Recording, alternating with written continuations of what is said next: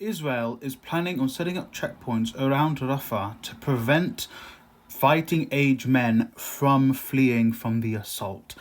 Let's break this down. So, they're setting up checkpoints in an area that does not belong to them to prevent unarmed civilian men from leaving a place that Israel is planning on bombarding and destroying and killing people en masse inside.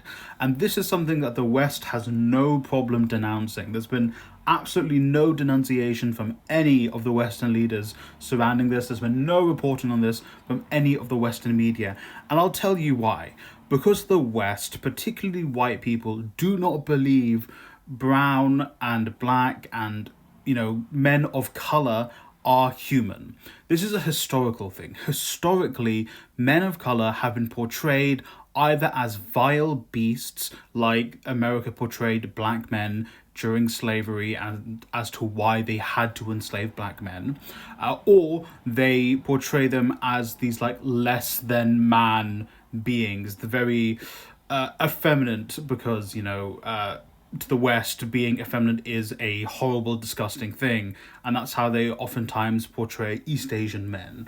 So brown men kind of fit into the more beasts and animals that the West are used to and still does portray black men as.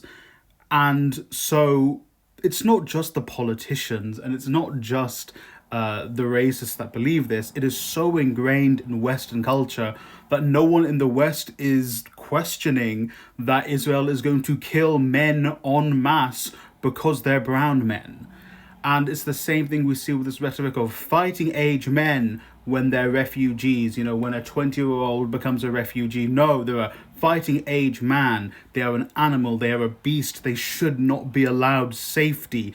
That's why Israel is so comfortable setting up these checkpoints, these illegal checkpoints, to be able to prevent men who are my age getting to safety, because the West sees them as less than human. And so Israel is so comfortable being able to wipe them out en masse, because that's the plan. The plan is to keep them in Rafah so then they can murder them en masse and ensure Gaza has no men left, to make sure there are no men left to help rebuild Gaza if Israel is unable to colonize the land.